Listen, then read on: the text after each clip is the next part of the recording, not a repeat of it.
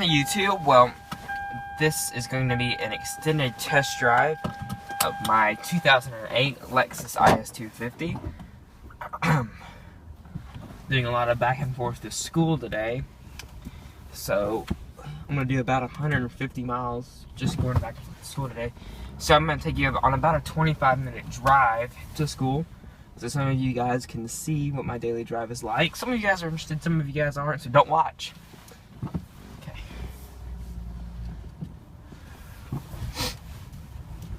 So, as I said, 2008 Lexus IS250. 2008 was the last year before they refreshed it. I got it October 31st of 2012. Had 55,000 miles on it then. Right now I'm at 67,835. So I'll need an oil change in about 2,000 miles. I have some Bridgestone Potenza Sports on here that came, it came with the car when I bought it. I need new tires soon. I don't really know what I'll get. Probably I'll end up getting Bridgestone Potenza Sports. I appreciate the input a lot of you guys have put in there, especially you, Janik. I know you're watching. But, yeah. It's, for y'all that don't, for everyone that says it never gets cold in Georgia, it is currently, go around to it. Currently 30 degrees. It said 22 this morning when I left the first time. That's pretty cold to me. Right now, with the cold weather, I've been averaging 26 miles per gallon flat. So that's pretty good. I have no complaints with that in the cold weather. I've seen it get up to 30 on the highway in the summer, so.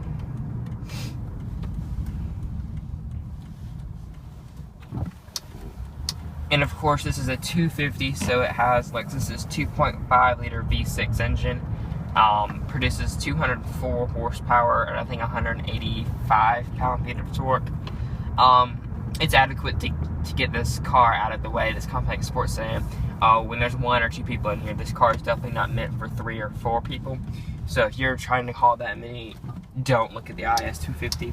I think the maximum that you can hold in here, including the trunk and the 4 passengers, is 875 pounds. So you do the math.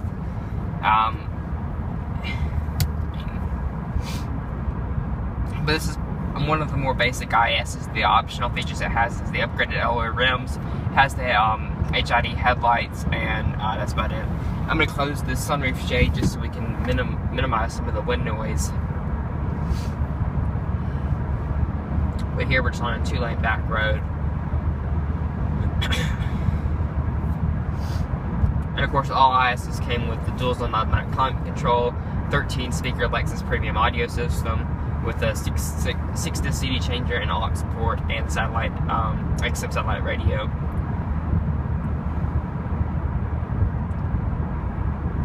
But I'm sure all of y'all know all of the dirty details on my car already. I've posted enough videos of it.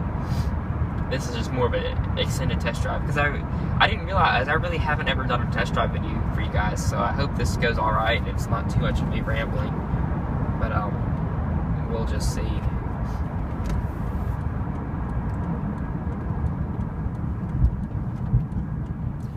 Hope traffic's not too bad. It's exactly 20 miles from my house to school. Depending on traffic, it takes roughly 25 minutes, so we'll see how this goes down there. Matt, I'm behind a 7th gen Civic. I know you like those.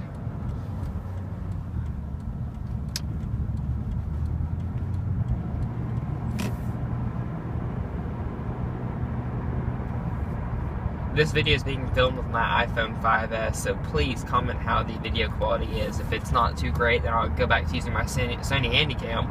But if the video quality is great there, then that's perfect because I can just put it on iMovie on my phone and it's just really convenient to use. But that's beside the point. It has nothing to do with the test drive video.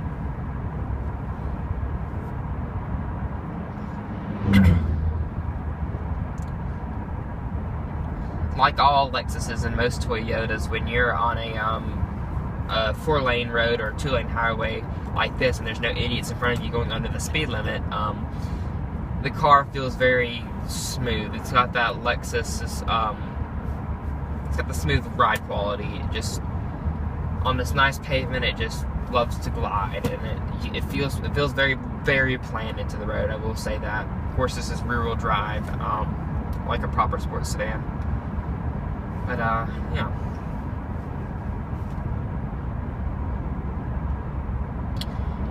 I don't necessarily do a whole lot of city driving with this car.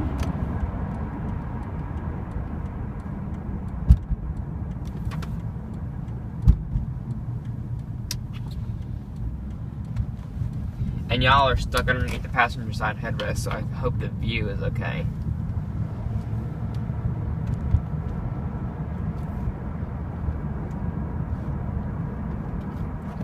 The driving position is alright. The seat is very comfortable. The seat has got plenty of thigh support, and it's very comfortable. Holds you in just enough. It's not very flat or anything. It's a very comfortable seat for long road trips. But the problem is the car isn't exactly a great road trip car. It is for one person, but when you start sticking in two people, you get too, not claustrophobic, but you're on top of each other. Shoulder room isn't exactly the best. But for one person, it's a great car. It really just molds to you. It's got enough space for your stuff. Not too much space, but it's got just what you need.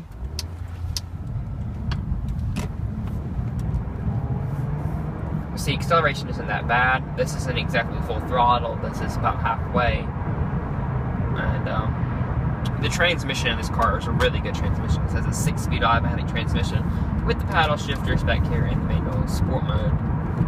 And then there also is a power mode over here as well as a snow mode. I never touch with that because it makes the throttle input very, very snappy. It makes the brakes really touchy, and so I just don't even deal with that. I don't do a lot of spirited driving because most of my drive, you're going to see it's just straight highway like this, doing 60 on a backcountry road. So this car's been a really great car to have. I have no complaints really, and I'm really glad that I had this car. I'm really thankful. For the most part, it's quiet. Most of the time, of course, I have the audio system on, and so it masks some of the wind and road noise. It's because of these low-profile tires, especially these Bridgestone Potenzas, that you have a little bit of road noise in here. I don't know how much the car is actually picking up.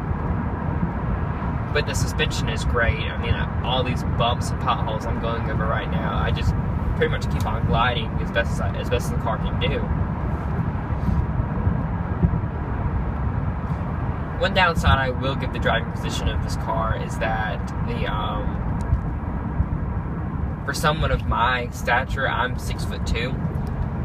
In order to get the seat at a comfortable distance back, I sit a little bit too far from the steering wheel, so I end up sitting a little bit uncomfortably close to the wheel. But it's nothing that is major, and you can deal with it. And I want to drive one of these ISs that has the power tilt telescopic steering wheel. I've been curious to see if that does anything in terms of bringing the telescoping out more.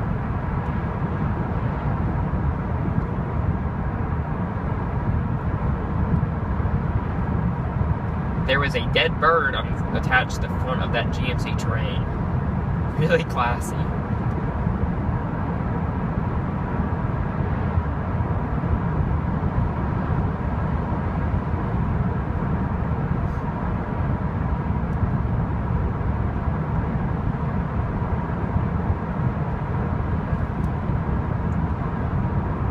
We're going to get on one of the twistiest roads around here in a minute, Highway 127 to any of y'all in the area in Kathleen. So you'll see that the car is very enjoyable to have. Of course, it's not as sporty as some of its other competitors, namely the BMW 3 Series, but it does just fine, and it's never harsh, but it's never boring to me. I don't really know a good way to put that.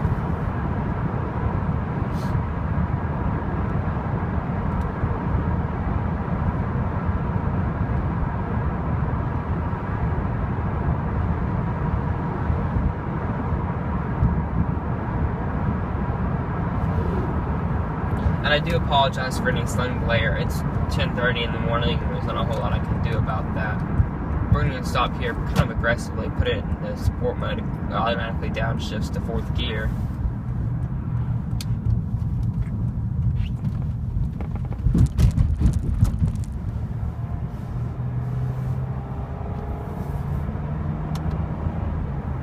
The paddles respond decently well.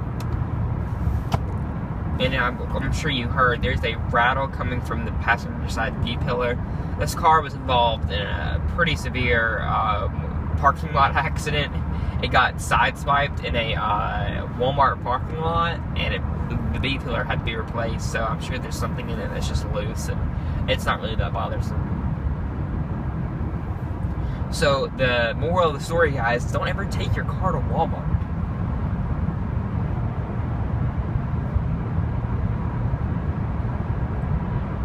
Because ironically, Walmart's one of the Walmart is where my mom got rear-ended in her 2006 Lexus GX. 2 weeks after she bought the vehicle. Funny story, an illegal immigrant rear-ended her. So that was always, that's just a classic story.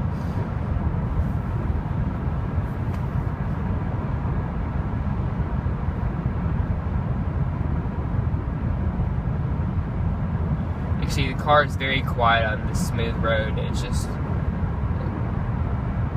goes around that corner, very planted. There's no body roll. It's very comfortable. You don't have to slow down at all. The car is very forgiving too. I've personally never driven with the stability control completely off on this car. I don't know that I really want to.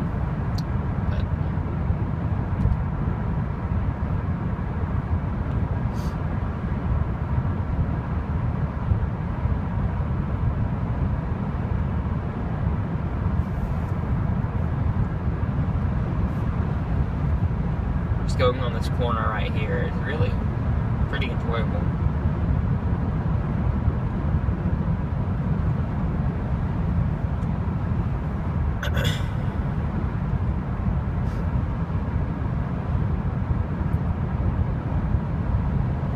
And I'm hoping this test drive will encompass a lot of different driving scenarios. I can't replicate city driving too well because, well, not a lot I can do about that. But we're gonna experience 4-lane highways. We're gonna do obviously we've done a 2-lane, kind of a twisty road right here, and we're also gonna have a short interstate jaunt.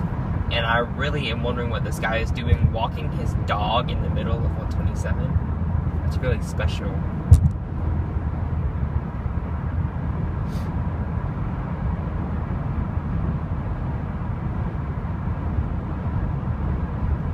We'll be on the interstate for about 3 miles.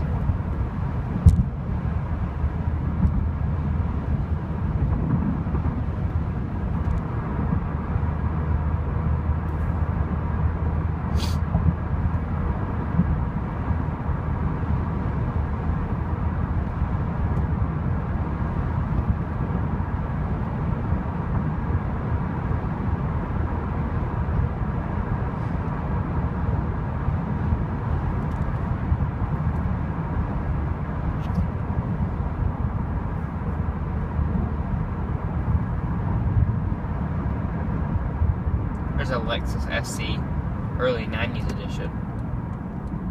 It was in forest green, the same color my grandparents had on their 92.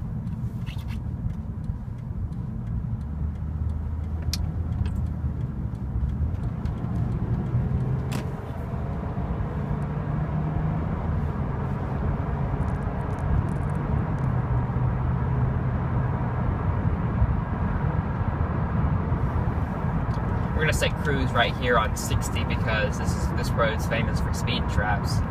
House to Lake Road.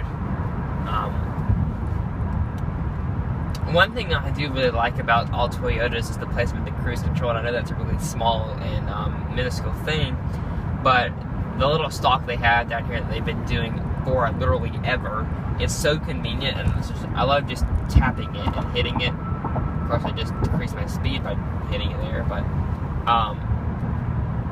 it's really easy to use it instead of fumbling with the buttons and all here, because the Tahoe has it over here on that mounted in the steering wheel. It's really inconvenient to use, whereas right here I'm holding the steering wheel, I can just bump it and hit cancel.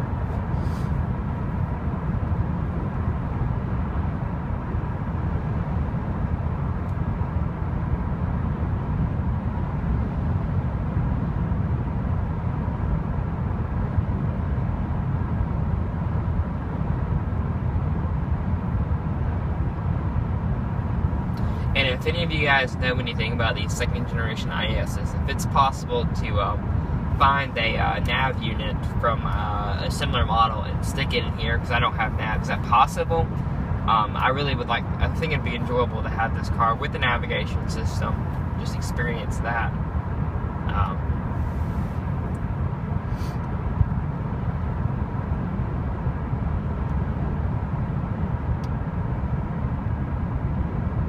Visibility in this car is really good, actually. I'd say it's one of the car's strong suits, especially because this car has a rising belt line in the backs, considerably higher than the front.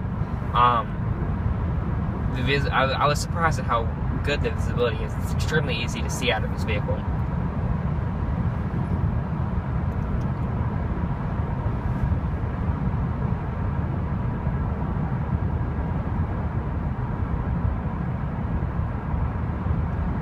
I was going to try to make fun of some cars that are in front of me, but I really have had no traffic today, which I guess I'm not complaining about that.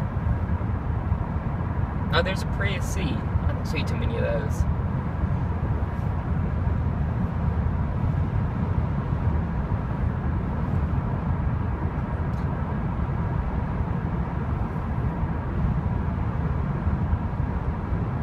Speaking of the tires that are on here, these Potendas have been, I haven't really ever had anything to compare them against. I think they've been pretty dang good tires. They're a little loud, as I said. For all the driving I do, they're not like I can really corner roll that hard, so I don't really know the limits of the handling, but I guess I can't complain.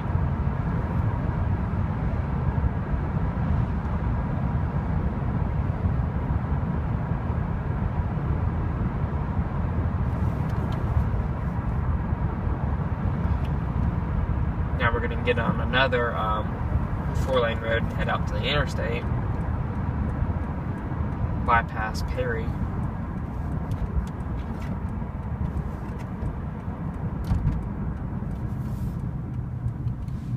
It's pretty much going to be the hardest acceleration I can do.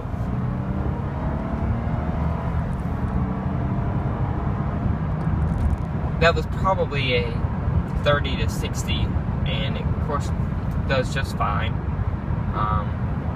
The engine does sound pretty good too, I think. You don't hear a lot from the exhaust, but I don't really care to hear a lot from the exhaust.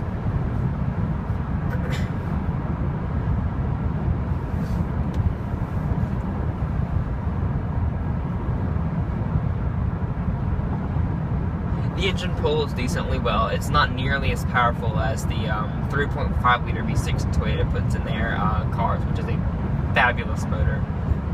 There are rumors out on the street that Lexus has trademarked the name NX200T, which confirms two things: that there will be an NX which will slot below the RX, and that there will be a 2-liter turbocharged 4-cylinder engine. Going along with that rumor, that in 2015 that engine will replace the 2.5 liter V6 that's in the 2014 IS. Whether that comes true or not, I will have to see. I know a lot of people will like that, but I will kind of miss this 2.5 liter V6 just from a nostalgic point of view, because it's a dead reliable motor, and for 2006 it had a ton of tech on it. I mean, it had direct injection and stuff that are just now becoming a mainstream thing.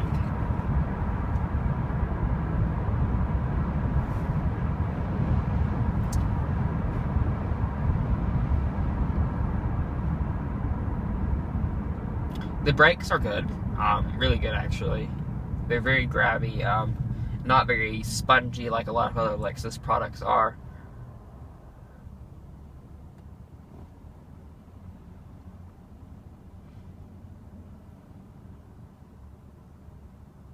I will say though, at idle, sometimes, and this has been a common, not complaint, but a common notice, that sometimes when you're idling, the car will shake. There's nothing, I can't really describe it. I'd have to replicate it to you all, but it's just kind of startling. And then as soon as you hit the gas, it's just fine, but then at idle, for 2 or 3 seconds, it'll, like, the car will, I don't know, I can't really explain it, as I said.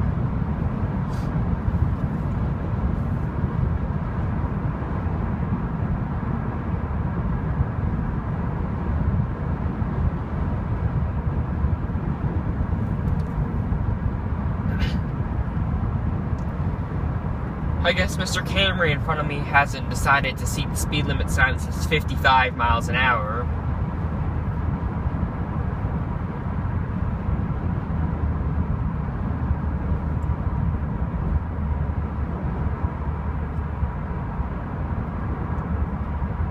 We're on you, buddy. We are on you.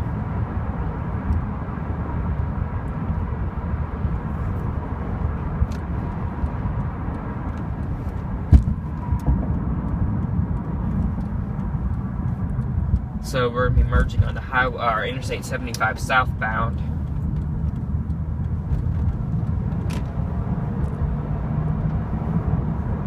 Pickup with the engine's good. Merging power is really great. Of course, this car has good enough power to do some interstate passing with it. Thank you for getting over 18-wheeler, and Ranger, you're being a butthole.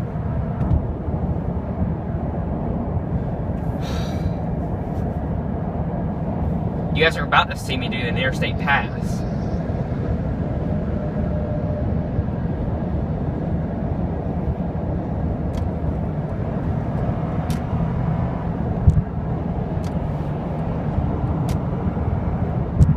And now I'm finally doing the speed limit.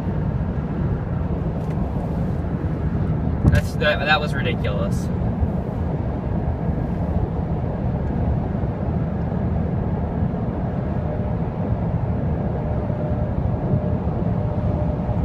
That's a safety hazard, is what it is.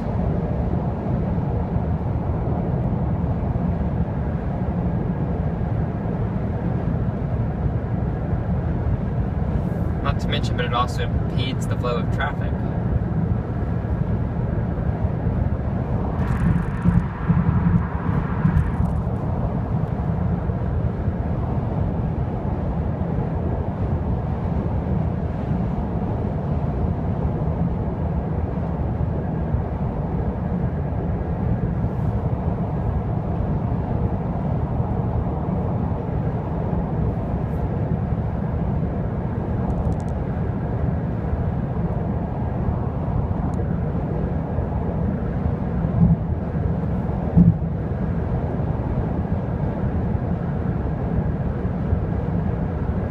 As I was talking about earlier, this car is just dead straight planted on the steering wheel. This is one of the one car that I know if I let go of the steering wheel on the interstate, it's going to keep going in a straight line. The steering feel is really excellent. I can't really complain about the steering feel on this car. It's pretty direct, and I mean, obviously it's not BMW good, but it's pretty dang good.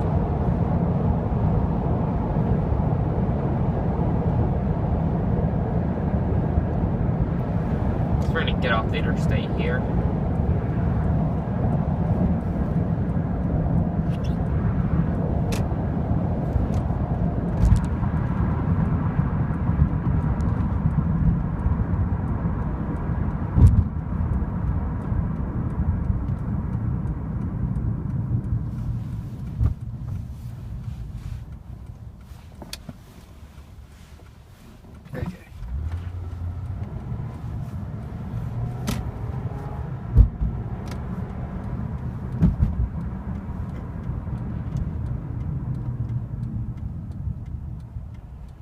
And the brakes definitely do have an engagement point, though. They're not like too linear. I mean, they're linear enough, but